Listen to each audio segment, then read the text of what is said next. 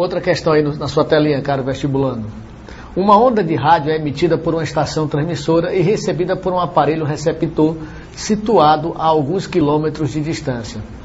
Para que ocorra a propagação da onda de rádio entre a estação transmissora e um aparelho receptor, deve existir um meio material qualquer. O pessoal confunde muito onda de rádio com onda sonora, né? Tá certo? A onda de rádio, que é emitida por uma estação transmissora lá na sua antena, ela é uma onda eletromagnética. Ali existe um circuito, uma caixa preta, que faz com que as cargas se movimentem na antena lá, por exemplo, da 98 FM, tá certo? A carga está se movendo numa certa frequência que dá exatamente a frequência 98. Mas como é um movimento de carga elétrica, eu tenho ali uma onda eletromagnética. Tá certo? E não a onda sonora. Essa onda eletromagnética chega no nosso aparelho e lá tem um dispositivo eletrônico que transforma ela numa onda mecânica e chega a onda sonora no nosso ouvido, ok? Então, como a estação de rádio é uma onda eletromagnética, qual a opção correta, Ailton? Não há necessidade de um meio material, né, para a onda eletromagnética se propagar. Enquanto que para uma onda sonora, tal, há necessidade do meio material. A onda eletromagnética não precisa de meio material para se propagar, o que nos leva aí à alternativa, não é necessária a presença de um meio material. Isso não significa dizer que uma onda eletromagnética não possa se propagar em meios materiais, hein, vestibulando? Olha lá, a onda eletromagnética ela se propaga em determinados meios materiais, como também se propaga no vácuo. Agora, a onda sonora não, ela tem que se propagar na matéria, perturbação de um meio material, a onda sonora. É só você lembrar que, por exemplo, a luz, uma onda eletromagnética, ela está se propagando aqui no nosso meio, atravessa o vidro do óculos, atravessa aí o material do seu olho, atinge a retina, não é verdade? Então ela se propaga em meios materiais. Vestibulando, também às vezes a gente diz, o sinal, o som, houve uma interferência e não chegou mais aqui dessa onda, perdemos o sinal de um rádio, uma televisão.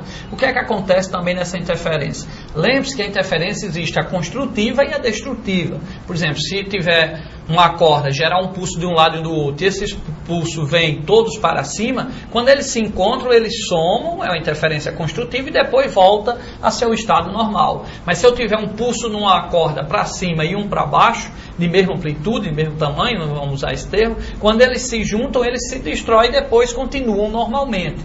Então, às vezes ocorre a interferência destrutiva que você não vai mais escutar aquele sinal de rádio. O que é que acontece? Às vezes a onda vem, bate num obstáculo fixo, inverte a fase da onda e essa onda vai para a sua antena receptora e está chegando a outra nova que está vindo para o seu rádio. Então ela, como bateu numa fonte fixa, ela inverteu a fase e naquele mesmo momento que chega lá na sua antena, por estar exatamente com a fase invertida, uma se anula, instantaneamente você fica sem sinal. Ali a gente diz que ocorreu uma interferência destrutiva. Tá certo? Lembrar de interferências também, por exemplo, na bolha de sabão, se amanhã vier lá uma bolha de sabão, lá coloridinha, interferência, tá? Luminosa.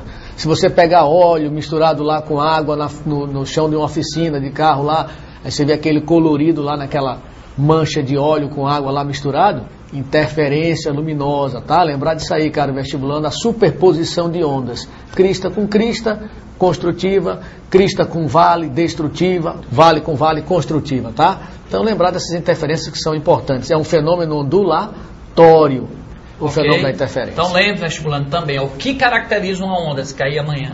A interferência e a difração.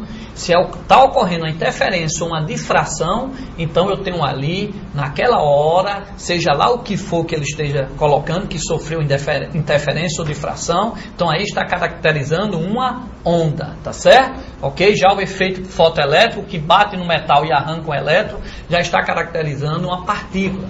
Beleza? Então, interferência e difração mostra que é uma onda. Lembre-se que difração, nós já falamos aqui em outras aulas, é exatamente a capacidade que a onda tem de contornar obstáculos. Você fala numa sala, chega no corredor, é porque a sua onda contornou aquele obstáculo, tá certo? Mantendo sempre a mesma frequência, o mesmo comprimento e a mesma velocidade, já que não mudou de meio, ok? A frequência continua a mesma e a onda foi difratada.